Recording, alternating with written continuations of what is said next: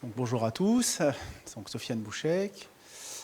Je vais commencer par comment je suis arrivé dans le Lean. Je suis arrivé dans le Lean sur un projet de déploiement SAP.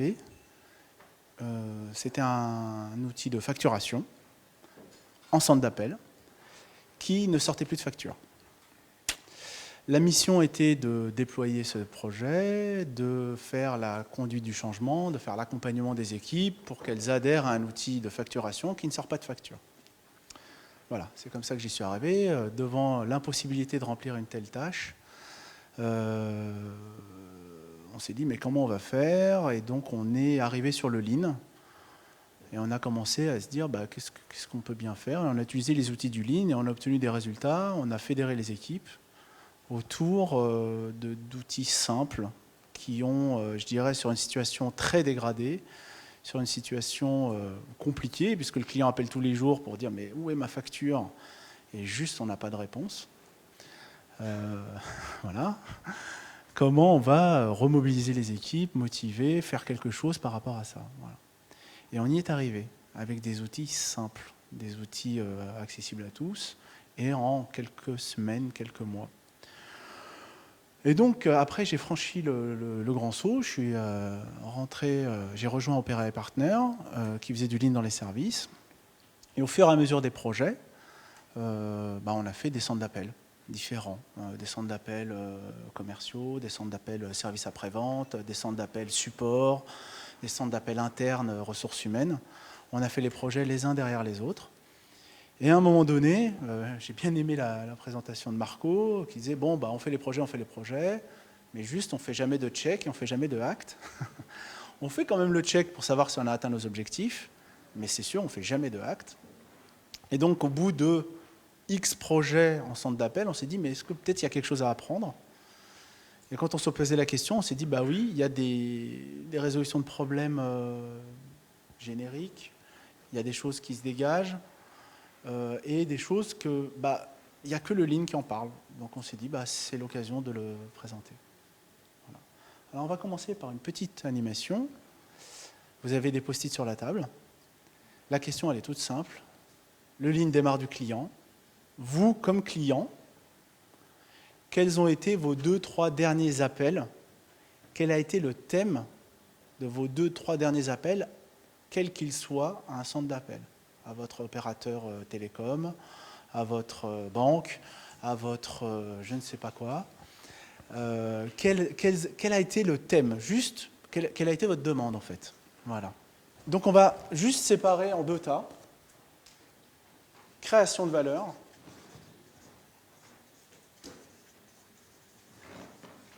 Ou réparation.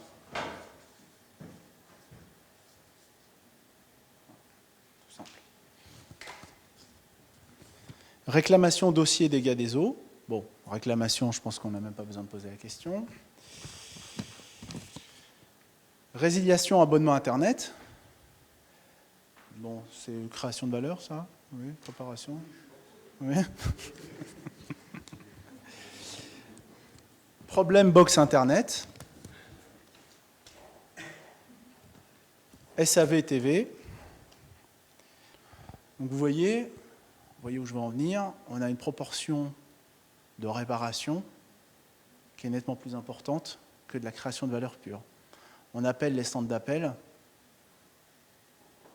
en majorité pour de la réparation. On va y revenir.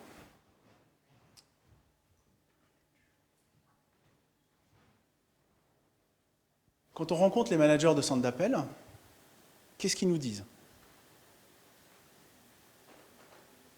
Les clients ne sont pas contents. Et alors là, vous pouvez y aller, tous les clients ne sont pas contents. Ceux qui appellent, ceux qui décident, tous les clients ne sont pas contents du service.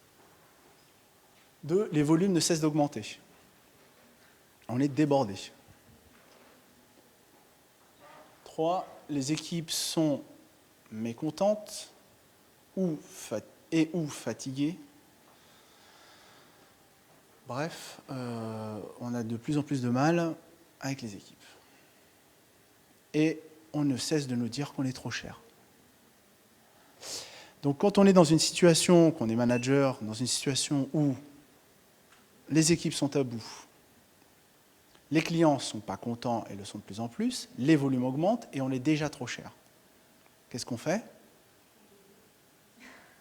Ou on change de boulot, mais par le temps qui court, c'est pas évident. Hein. Ou on délocalise, ou on outsource. Peut-être que le client ne sera pas plus content, mais au moins ça sera déjà beaucoup moins cher. Donc vous le savez tous, hein, vous appelez aujourd'hui, vous arrivez, vous ne savez même plus où, entre tel pays, telle région, tel outsourceur. Voilà. Alors la question posée, c'est est-ce qu'il y a une alternative? Alors, j'ai eu une chance pas possible. Je ne prends pas souvent le métro, mais hier, il y avait trop de monde. Alors j'ai pris le RER, et donc j'ai pris 20 minutes. Et mercredi 27 juin, Cocorico, des fabricants de matériel, rapatrient leur production dans l'Hexagone. Super. On ne parle pas de ligne là-dedans, hein. On dit juste qu'on rapatrie la production, et ils disent pourquoi? Déjà, la concurrence est accrue, forte érosion des marges, donc ce n'est plus un avantage concurrentiel que d'être moins cher en Chine. Hein. Et puis surtout, ce qui m'a intéressé, c'est un petit truc qui est là, il dit plus souple, plus près du client, plus souple, plus réactif. Et ils ne font pas du lean, hein. Ils font juste leur boulot, quoi. Donc pour moi, c'est l'axe de l'alternative, justement. C'est qu'aujourd'hui, on a la capacité, aujourd'hui, juste être moins cher, ce n'est pas la réponse. La réponse, c'est, en tout cas une piste de réponse, c'est ce que je vais essayer de vous présenter durant ces 5 résolutions de problèmes. La première résolution de problème, c'est la diminution des volumes. D'accord? Premier axe, la diminution des volumes. Comment? Vous en avez déjà une piste là. Ça, c'est un ouvrage qui s'appelle Sense and Respond. C'est le modèle Sense and Respond. Où ils ont décortiqué sur je ne sais X volume d'appels. Voilà la proportion de création de valeur. Voilà la proportion d'opportunités. Une opportunité, c'est une demande du client qu'aujourd'hui on ne sait pas traiter, mais que demain on pourrait apprendre à traiter. C'est comme ça qu'Amazon s'est mis à vendre un peu plus d'éléments, jusqu'à vendre du cloud. Voilà la proportion de réparation de valeur et voilà la proportion de transfert à des tiers. Donc vous voyez que ça, en rouge, c'est clairement du gaspillage si on le prend en termes lean. Réparation de valeur, c'est je suis pas un centre d'appel, je suis un centre de transfert d'appel. Et réparation de valeur, c'est tout ça, c'est du gaspillage, c'est-à-dire qu'on n'a pas envie d'appeler. D'accord ?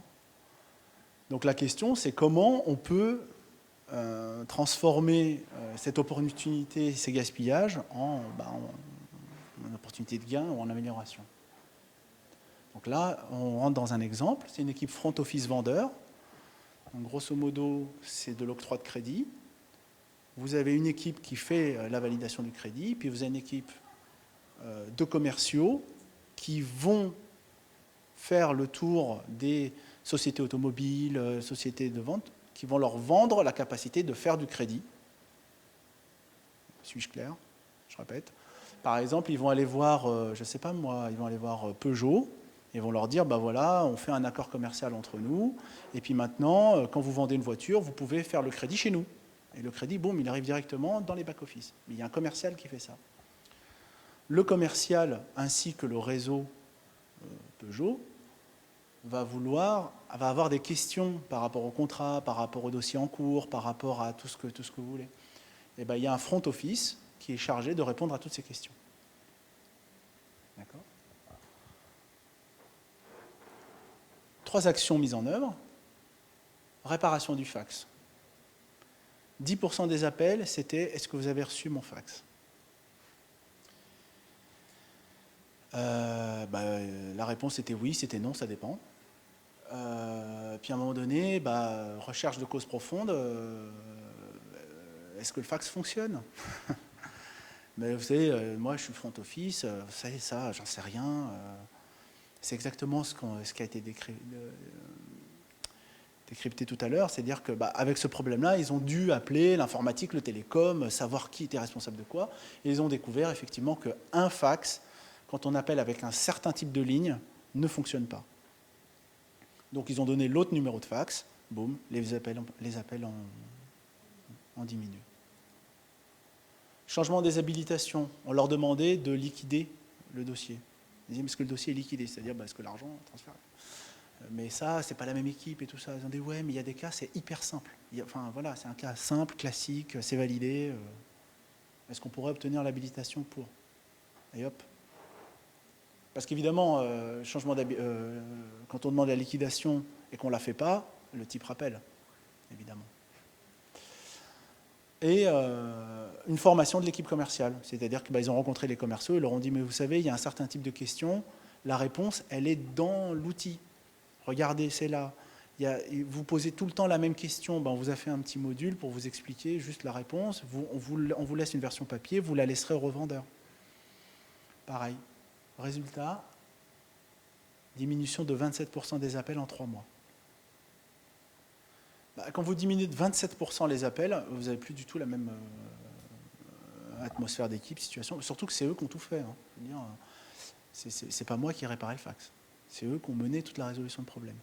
Et en plus, ce qui est intéressant dans ce cas de figure-là, on est vraiment dans le teamwork expliqué ce matin, c'est-à-dire que la plupart des problèmes qu'ils ont résolus, ce n'est pas eux. C'est-à-dire où ils lead une action qui va être menée ailleurs dans l'entreprise. D'accord? Mais c'est eux qui la lead. Parce que c'est eux qui détectent le problème et qui l'ont analysé, validé. Des questions? Alors, on y va. Alors là, c'est exactement ça. Et alors, ce qui est rigolo, c'est que là, il tourne en dérision le client, mais c'est bien, enfin, c'est à nous de répondre au client, clairement. Et puis, en l'occurrence, le fax ne marchait pas. Alors, deuxième action, résoudre les appels du premier coup. Alors, je vous laisse, c'est de l'anglais, hein, mais...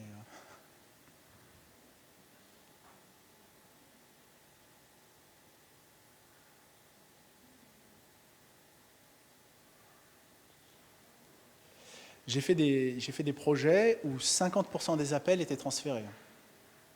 50% des appels. Ah oui, bien sûr, je vous passe quelqu'un d'autre qui va faire que. Ou je le mets dans un outil et quelqu'un d'autre vous répondra. 50% des appels. Donc quand vous allez voir le sponsor et vous lui dites c'est un centre de transfert d'appels, hein, puisqu'on est à 52%, donc il faut un peu plus de transfert d'appels que de prise d'appels. Là, le problème de coût, il a tout à fait une autre perspective.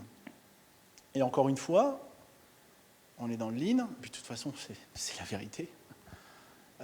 C'est pas la responsabilité de l'employé. Je veux dire, s'il n'a pas la capacité de traiter, si on regarde les process, il applique exactement les procédures et les process et les habilitations qui sont les leurs, les siennes, et ben voilà, il peut juste transférer, il est juste en mesure de transférer 50% des appels. D'accord? Donc, je voulais juste reprendre une minute le TPS et revenir vraiment au fondement. Quand on arrive sur un projet de centre d'appel, on a le TPS en tête et puis on se dit, mais juste, par quelle bouche l'attaque, quoi. Et là, clairement, c'est Jidoka. C'est-à-dire, quand vous avez une action à faire, vous la faites jusqu'au bout, vous répondez jusqu'au bout, vous la traitez jusqu'au bout. Donc la réponse au premier appel, résoudre le problème au premier appel, pour moi, c'est vraiment l'application du Jidoka au centre d'appel. Équipe relation client. Donc là, on est dans une équipe relation client, c'est-à-dire elle traite toutes les questions contractuelles, de facturation, de règlement. D'ailleurs, pour ne pas rien vous cacher, c'est l'équipe dont je parlais tout à l'heure. Donc, c'est-à-dire, c'est une équipe qui, le client appelle pour le paiement, le règlement, tous ces problèmes liés à sa facturation. 3 actions types, stratégie à l'entrée. Alors là, on avait développé quelque chose d'assez fort. En fait, c'était quoi? C'était, on définissait 3 tas.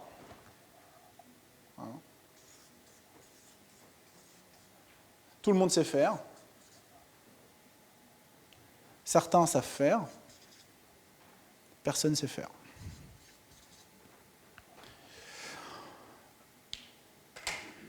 En une journée, on est capable de faire la distinction entre les 3. Donc il faut une journée de formation pour être parfaitement à l'aise sur tous les cas de figure. Donc quand la personne arrive le matin, elle est formée le premier jour, et le soir même, elle sait si elle sait traiter et comment le faire, si elle ne sait pas traiter, et si quelqu'un sait traiter, ou si personne ne sait traiter. Donc on l'a parfaitement formée à l'analyse du cas, et de tous les cas de figure, même si on ne sait pas faire. Ensuite, tous les cas où elle le traite, elle le traite. Et après, elle sait exactement à qui le transférer. Ensuite, la stratégie a été TWI, de dire, là, il y a une partie des gens qui savent faire. Mais en fonction des thématiques et de la personne qui transfère la thématique, ou la deuxième équipe va traiter le cas, ou elle va dire non, je le garde, et j'en profite pour te former, ou l'après-midi même, pendant un creux d'appel, ou le lendemain, enfin, dans les jours qui suivent. D'accord ? Donc l'opportunité de ne pas savoir devient une opportunité de formation. En fait. C'est tout bête. Et c'est le TWI de base, 3 colonnes, comment on traite la facture bloquée, comment on traite le paiement qui est fait depuis l'étranger, enfin voilà, c'est TWI. Ils sont allés un petit peu plus loin, après ils ont fait ça par mail. Et ils l'ont timé, c'est-à-dire que tous les appels doivent être traités en 5 minutes. La minute, c'est comme ça. Tous les appels doivent être traités en 5 minutes. Au moment où je prends l'appel, je décide si je suis capable de le traiter ou pas en 5 minutes. Si je ne suis pas capable de le traiter, est-ce que je ne sais pas le traiter du tout ou est-ce que je ne sais pas le traiter en 5 minutes? J'envoie un mail, pareil, opportunité de formation. Voilà. Le taux de résolution au premier coup a été multiplié par 4 dans cette équipe. En 4 mois. Et c'est, vous avez quand vous travaillez comme ça, vous créez la cohésion, vous créez la formation, les seniors sont reconnus, les juniors savent à qui parler, et il se crée même le plaisir de trouver des cas de figure nouveaux, de les chercher ensemble, et ainsi de suite. Enfin, vous changez complètement l'atmosphère de l'équipe, quoi. C'est assez super. C'est pas hyper facile. En fait, il faut écouter tous les appels, noter tous les appels, redétailler. Très opérationnel, on a fait un grand mur et on a mis, à chaque fois qu'on avait un nouveau cas, un nouveau post-it, un nouveau cas, un nouveau post-it, un nouveau cas. Ça a été 3 jours de travail de fourmi, quoi. C'est-à-dire, par exemple, le client appelle, facture bloquée. Ok, facture bloquée. Le client appelle, paiement qui ne passe pas, paiement qui ne passe pas. Le client appelle, paiement passé chez moi, mais pas arrivé chez vous. Pas arrivé chez moi, pas arrivé chez vous. Et on a fait tous les cas de figure. On est arrivé à des dizaines et des dizaines et des dizaines de cas de figure. Et après, on les regroupe. On les a classifiés par niveau de difficulté, en disant junior, en gros, junior, médium, expert. C'est junior, autonome, expert. Et donc on les a classifiés. On a revu cette classification je ne sais combien de fois parce que finalement, bon. Et puis à un moment donné, elle était solide, elle était stable. Donc à partir de là, on a repris tous les thèmes, tous les juniors, on a dit ça doit rentrer dans une journée. Comment on fait? Ça a été du travail, hein, et c'est vrai qu'il y a une résistance très claire que l'on rencontre, c'est que quand on est dans la situation décrite au début, il faut dégager du temps pour faire ce travail.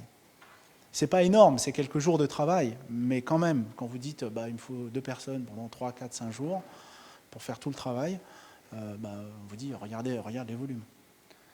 Toutefois, s'il y a la conviction que c'est le bon chemin, après on y va. Hein. Puis les résultats après encouragent à continuer. On continue. Augmenter les ventes. Alors là, ça va commencer à intéresser tout le monde.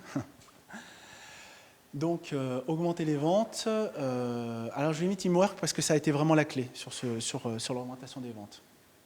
Voilà le contexte. Hein, on fait un peu, c'est de la vente, alors on va regarder un peu les chiffres.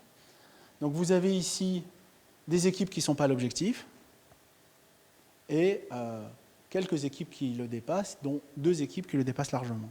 D'accord ? Si on prend Madrid et Séville, il y a une différence quasiment de x2,5.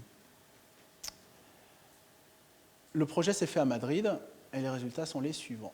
J'adore les résultats. Voilà. On s'est retrouvé à largement dépasser Séville en 3 semaines. C'était une équipe à Madrid, ça faisait, je ne sais plus, 2 ans qu'elle existait. Et elle a toujours eu des résultats en dessous de tout le monde. Ce n'est pas des commerciaux, ils ne peuvent pas réussir, ils sont nuls, le manager, il est trop récent, tout ce que vous voulez. Quand on a obtenu ces résultats-là qu'ils n'avaient jamais vus, là, ils ont commencé à se poser quelques questions. Et donc, qu'est-ce qu'on a fait? Donc, l'équipe, en 2 mots, hein, l'équipe, c'est l'équipe SAV. On appelle cette équipe pour dire, c'est une équipe qui gère des cartes. Bonjour, j'ai perdu mon code PIN. Ben voilà, je vous en relance un. Au passage, vous savez que nous avons une super assurance des moyens de paiement. Et donc, la question, c'est comment on augmente le rebond commercial, c'est-à-dire la vente de ces assurances complémentaires. Donc, il traite toutes les questions sur la vie du contrat et vend au rebond commercial. Des actions types.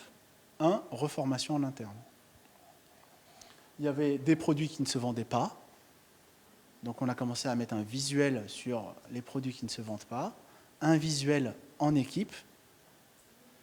Donc, vous savez, une fois c'est qui en a parlé? Oui, c'est Marco qui disait, déjà, la première chose, c'est qu'ils comprennent qu'il y a un problème. Une fois qu'ils l'ont accepté, que c'était clair pour eux, on met le chiffre au mur. Voyez, on en vend 0. C'est quand même... pourquoi 0? Vous êtes 20 dans l'équipe. Pourquoi 0? On cherche, on comprend qu'on n'a pas compris les bons arguments, on comprend que, et puis très vite, on se reforme en interne, et le lendemain, on en vend 1, puis 2, puis 3. Les argumentaires, on voyait qu'il y en avait qui arrivaient sur certains produits, pas sur d'autres. Donc, ils ont partagé les argumentaires. Le management visuel que j'ai évoqué, et donc on est passé de 3,5 à 10. Alors que jusqu'à présent, la meilleure équipe était à 8. D'accord. C'est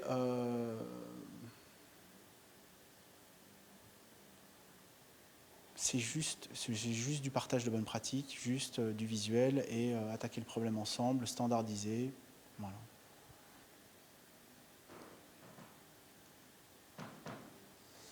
Améliorer le taux de réponse. Donc là, on est dans le juste à temps. Hein. Et là, on est dans un truc assez classique. Hein. C'est-à-dire... on revient au front office, et là, la question, c'était, mais comment on obtient le taux de réponse? C'est-à-dire, on répond à 95% des appels. C'est le taux de réponse, c'est-à-dire, il y a quelqu'un qui répond. 3 actions types. Du management visuel des appels perdus, pareil. On est trop bas en termes de prise d'appel. On a fait un management visuel. Un peu de standardisation et de formation parce qu'on voyait bien qu'il y avait des problèmes sur les appels, et un bac rouge sur les appels longs. Donc, il y avait des appels trop longs. La satisfaction du client, c'est le traitement de la demande. Donc c'était la réponse au premier appel. Après, on peut pas, si on fait que ça, c'est pas possible. Là, on n'obtient pas la qualité de service. La qualité de service, c'est le traitement de la demande. Donc c'était la résolution de problème précédente. Là, mais il faut aussi quand même avoir un taux de réponse. Il faut tout jouer en même temps, c'est-à-dire la qualité et le temps. C'est les 2 piliers. Donc là, on augmente la prise d'appel, et le bac rouge, c'est celui-là. Plus de 4 minutes. On passe plus de 4 minutes au téléphone. On n'est pas sur la même équipe, hein. On n'est plus dans les 5 minutes. Là, c'est des demandes différentes. Là, voilà, ils ont dit à quel moment c'est trop long, puis ils les ont notés, ils les ont mis au mur. Pareil, hein, c'est leur choix. Hein. À un moment donné, qu'est-ce qu'on fait pour augmenter la prise d'appel? On se rend compte qu'à telle heure, on perd tant d'appels. Pourquoi? Moi, j'ai eu des appels hyper longs. Super, on part sur cette idée. Combien vous avez d'appels longs dans la journée? On les note. C'est quoi un appel long? C'est 4 minutes. Très bien. Donc, téléphone, les coups d'appel de plus de 4 minutes. Et puis, on a fait des thématiques. On l'a regroupé. Et le plus gros, c'était les clients en colère. Oui, on est sur un centre d'appel, d'accord? Donc c'est les clients en colère. Quand le client est en colère, ça prend tout de suite 8, 9, 10, 12 minutes. Et là, c'est super, parce que vous arrivez sur un sujet qui est vraiment difficile pour eux, parce que quand tu te retrouves coincé avec un client en colère, tu fais de ton mieux, puis que tu as la pression du temps, tu es juste en super difficulté, super stressé. Donc là, d'un seul coup, c'est une formation, j'ose même pas lui donner un nom, c'est une espèce de coaching interne pour dire, moi dans ce cas de figure, je lui dis, écoutez monsieur, j'ai plus rien à vous dire, ou il y a un moment donné, tu es poli 3 fois, puis après c'est des trucs quoi, en interne qui se sont donnés entre eux, et qui réellement changent l'atmosphère, quoi. Et en plus, changent les résultats. Améliorer la satisfaction client. Pareil, ça c'est un sujet, à chaque fois ça a l'air hyper difficile. On se dit, oh là là, les clients ne sont pas contents, mais alors avant que ça s'améliore, la customer, il va falloir 3 ans de réorg, de je ne sais quoi. Bon, là en l'occurrence, ça a quand même mis 1 an, avec une augmentation, je dirais, régulière, tous les 3 mois, de 5-10 points, tous les 3 mois. Donc ça n'a cessé de s'améliorer jusqu'à arriver à un niveau de satisfaction de 82%. Donc ça a été vraiment une démarche itérative. C'est-à-dire qu'au début, ils sont partis billes en tête sur la résolution du premier coup, qu'on a vu tout à l'heure. Il faut résoudre les demandes du premier coup, Ça a porté ses résultats, ils sont arrivés à 59. 59, c'est pas non plus génial. Donc là, ils se sont dit, peut-être qu'on a un gros sujet sur l'accueil. On les accueille pas bien, on est un peu old school. Donc ils ont tout revu sur leur manière de communiquer, la manière de standardiser. Pareil, ils sont passés de 59 à 65. Et en fait, le gros gain, ça a été à la simplification des processus. C'est-à-dire que c'est un centre de services partagés RH, c'est un centre interne qui répond aux questions RH en interne. Et évidemment, ce centre d'appel RH est coincé entre toutes les traversées de processus qui démarrent à l'évaluation ou à l'embauche ou à la demande de congé maternité et qui à un moment donné passent par le centre d'appel. Et donc ils ont pris le lead pour simplifier les process. Et là d'un seul coup, ça a complètement changé parce que c'était devenu les interlocuteurs crédibles d'un processus qui ne fonctionne pas. Donc qui ne fonctionne pas très bien. Alors, donc je vous ai présenté donc les 5 résolutions de problèmes. Il y a des fois ça ne marche pas. Il y a des fois ça ne marche pas du tout. Ça ne marche pas à tous les coups. Ça c'est un projet qu'on a fait en septembre.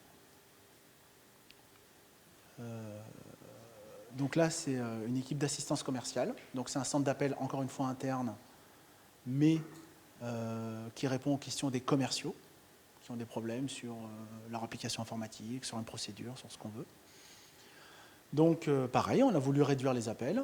Et là, qu'est-ce qu'on a fait ? On a fait une résolution de problème sur une thématique, sur un échantillon de commerciaux qui appelaient particulièrement. Et en 3 semaines, on a baissé les appels de 70% sur cette thématique, sur cet échantillon. Donc, super, on marche super bien, on fonce, ça va être un grand succès. Pas du tout, il fallait généraliser, et puis ça n'a jamais été généralisé. Il fallait généraliser sur tous les commerciaux, et puis après sur toutes les thématiques, en faisant plus ou moins la même chose. Ça n'a jamais été fait. Trop de volume, je suis débordé, je suis en train d'embaucher du monde, il faut que je les forme, tu comprends, j'ai pas le temps de tout ça, et puis le projet, on n'a pas été assez présent, on ne les a pas assez accompagnés, et puis finalement, la généralisation n'a pas eu lieu. Donc on a vu le potentiel, et puis finalement, on ne l'a pas récupéré. Donc c'est tout ça pour dire quoi ? Tout ça pour dire que ça ne marche pas non plus à tous les coups, ce n'est pas non plus l'idée, mais que c'est des résolutions de problèmes qui portent un potentiel hyper intéressant. Donc voilà, la conclusion, c'est qu'il y a bien une alternative, que les résultats sont importants et rentables, et que les équipes sont contentes. Voilà. C'est fini. Merci.